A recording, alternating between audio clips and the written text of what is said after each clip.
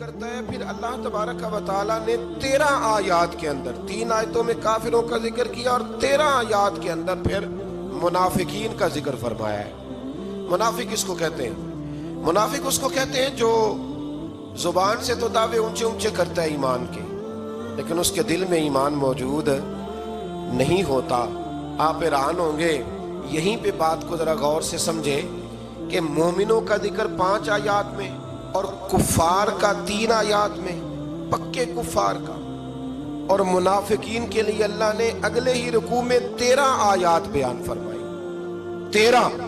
یہ خطرناک گروہ ہے منافقین کا، یہ خوفناک لوگ ہیں. یہ وہ چھپی ہوئی بیماری ہے کہ جس کو پکڑنا تھوڑا مشکل ہے. کچھ بیماریوں کو ڈاکٹر کہتے ہیں نا یہ خاموش قاتل ہے، قتل کر دیتی ہے پر پتہ نہیں لگنے دیتی. اسی طرح منافقین کا ٹولہ ہے.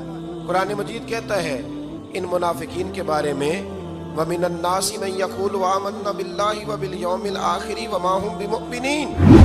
اے محبوب کچھ لوگ کہتے ہیں ہم اللہ اور آخرت پر ایمان لائے، لیکن وہ ایمان لانے والے نہیں ہیں. تو جب رب کہتا ہے نہیں ہے، آج کسی کو کہہ دیا جائے نا کہ وہ بندہ جھوٹا کلمہ پڑھتا ہے، اس کی باتیں نہیں بتاتی، تو کہتے ہو آپ ایک کلمہ گو کو برا کہہ رہے ہیں. تو یہاں تو اللہ ان کے کلمے کا بھی اعلان فرما رہا ہے اور ان کے نفاق کا بھی اعلان 13 آیات میں. اور رب فرماتا ہے یخادعون اللہ والذین آمنوا وما یخدعون الا انفسهم وما یشعرون. فرمایا وہ اللہ کو دھوکہ دینا چاہتے ہیں مومنوں کو، حالانکہ نہیں دھوکہ دیتے مگر اپنی ہی جانوں کو، انہیں شعور ہی نہیں. اللہ تبارک و تعالیٰ نے 13 آیات کے اندر مکہ مکرمہ میں منافق کوئی نہیں تھا جب تک حضور نے ہجرت نہیں کی تھی. کیوں؟ اس لیے کہ وہاں جو کلمہ پڑھتا تو اسے مار کھانی پڑتی تھی. تو کسی کو کیا مصیبت پڑی تھی جھوٹا کلمہ پڑھ کے مار کھائے.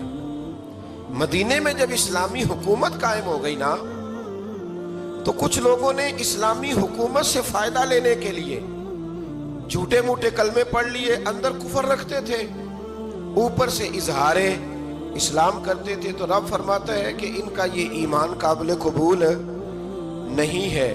تو یا اللہ پھر کس کا ایمان قابل قبول ہے؟ تو اللہ کریم نے فرمایا وَإِذَا قِيلَ لَهُمْ آمِنُوا كَمَا آمَنَ النَّاسِ. جب ان سے کہا جاتا ہے نا اس طرح ایمان لاؤ جس طرح دوسرے لوگ لائے، یعنی ابو بکر صدیق کی طرح ایمان لاؤ، عمر فاروق کی طرح ایمان لاؤ، عثمان غنی کی طرح، مولا علی کی طرح، بلال حبشی کی طرح، تو کیا جواب دیتے ہیں؟ قالوا انؤمن کما آمن السفہاء. کیا اس طرح ایمان لائے جس طرح یہ بیوقوف ایمان لائے؟ الا انہم هم السفہاء. اللہ فرماتا ہے خبردار بے شک وہی بیوقوف ہے، ولکن لا یعلمون، لیکن انہیں اس کا علم نہیں ہے. وہ کہا کرتے تھے کہ یہ تو بیوقوف ہے معاذ اللہ. ابو بکر صدیق نے سارا ہی مال دے دیا نبی پاک کو، عمر فاروق نے آدھا دے دیا، مولا علی نے سارا کچھ حضور کے نام کر دیا، عثمان جو کماتے محنت کے ساتھ وہ سارا وہاں جا کے پیش کر دیتے ہیں، تو بیوقوفی ہے. آج بھی کچھ لوگ کہتے ہیں کلمہ پڑھنا چاہیے سیدھا سیدھا. یہ کیا بات ہو گئی؟ کیا بندہ مسیتڑ ہی ہو جائے؟ کاروبار بھی تو کرنا ہے نا، نماز روزہ بھی، تو بیوقوفی ہے. اللہ جواب دیتا ہے، فرمایا الا انہم هم السفہاء، خبردار بیوقوف تو تم ہو کہ میرے محبوب کی شریعت کا، دین کا، روحانیت کا سورج چمک رہا اور تم نے فیض ہی کوئی نہیں حاصل کیا.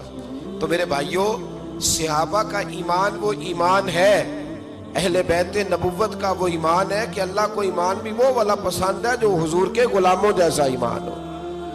اللہ تبارک و تعالیٰ نے منافقین کا ذکر فرمایا تو پھر اللہ کریم نے فرمایا یہ تو وہ بیوقوف لوگ ہیں اس آدمی کی طرح جو آگ جب پوری جلا لیتا ہے نا روشنی پھیل جاتی ہے تو پھر اللہ اس کا نور لے جاتا ہے. انہوں نے بھی چلاکیاں کر کے تھوڑا سا ماحول بنایا تھا تو اللہ نے ان کے سارے پردے کھول دیے. ان کے پاس کچھ باقی بچا، ان کے پردے کھل گئے. رسول کریم علیہ السلام کی بارگاہ میں نا ایک دن ان منافقین نے شرارت کر دی. منافقین نے شرارت کیا کی؟ جب حضور صلی اللہ علیہ وسلم نے فرمایا نا پوچھو جو پوچھنا ہے، تو امام راضی کہتے ہیں یہ پیچھے نمازیں پڑھتے تھے، یہ 313 تھے حضور کے پیچھے. اگر مدینے میں رہ کے منافق ہو سکتے ہیں تو باقی ملکوں میں بھی تو ہو ہی سکتے ہیں نا. حضور کے پیچھے نمازیں پڑھتے تھے تو ایک دن کہنے لگے نہیں یہ کہتے ہیں جو مرضی پوچھو تو ہم پیچھے نمازیں پڑھتے ہیں، ہمارا انہیں پتہ نہیں. جب یہ اعتراض کیا نا حضور کے علم پر آپ سمجھ لیں کہ حضور کے علم پر اعتراض کرنا طریقہ کس کا ہے؟ طریقہ کس کا ہے حضور کے علم مبارک پر اعتراض کرنا؟ کہنے لگے پیچھے نمازیں پڑھتے ہیں، انہیں پتہ ہی نہیں۔ جب یہ کہا تو اللہ کے رسول نے نا جمعے والا دن تھا، حضور نے فرمایا میرے علم پر اعتراض کرتے ہو؟ 70 بندے نام لے کر اور ولدیتیں لے کر، بلکہ بہت سارے ایسے تھے جنہیں کنفرم ہو گیا کہ ولدیت اصل میں ہے کیا، انہیں طے ہو گیا۔ حضور کے بے ادب کے لیے یہ طے کرنا بھی مشکل ہوتا ہے نا، طے ہو گیا کہ ولدیت ہے کیا۔ 70 بندے نام لے کے حضور نے مسجد نبوی سے نکال دیے۔ فرمایا یا فلاں فلاں قم فخرج فإنک منافق، او فلاں کے بیٹے فلاں کھڑا ہو جا، نکل جا، تو منافق ہے۔ حضور نے 70 بندے نکال دیے۔ اب 70 بندے اکٹھے گلی میں نکلے تو رش تو پڑ جاتا ہے نا۔ حضرت عمر فاروق لیٹ ہو گئے، جمعے میں آ رہے تھے، ان کو جاتے ہوئے دیکھا تو عمر فاروق فرمانے لگے جمعہ ہو گیا ہے بھئی، 70 بندے نکل آئے باہر، جمعہ ہو گیا ہے۔ تو ایک منافق کہنے لگا تھا کہ نہیں حضور نے نکال دیا، تو عبداللہ بن ابی سلول جو ان کا سربراہ تھا نا، وہ کہنے لگا چپ کر۔ حضرت عمر سے کہنے لگا ہاں جی ہو گیا ہے۔ وہ بھی کہنے لگا تھا نہیں ہوا، ہمیں نکال دیا گیا۔ تو یہ سردار بولا، کہنے لگا ہو گیا ہو گیا۔ حضرت عمر کہنے لگا چلو جمعہ ہو گیا تو جا کے اندر حضور کی زیارت ہی کر لیتا ہوں، لیٹ تو ہو ہی گیا ہوں۔ حضرت عمر اندر چلے گئے تو پیچھے سے وہ منافقین اپنے سردار سے کہنے لگے کہ 2 منٹ میں عمر کو پتہ چل جائے گا کہ تم نے جھوٹ بولا ہے۔ عمر کو جا کے پتہ چل جائے، کہنے لگا بڑے پاگل ہو، میں نے تمہاری جان بچائی ہے،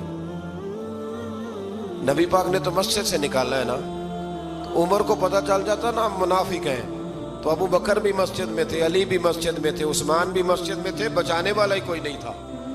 عمر نے تلوار لے کے تو دنیا سے نکال دینا تھا، تو میں نے جان بچائی ہے، آپ جائیں گے نا اندر تو حضور ٹھنڈا کر دیں گے، فرمائیں گے چلو میں نے نکال جو دیا ہے۔ تو یہ وہ منافقین کی جماعت ہے۔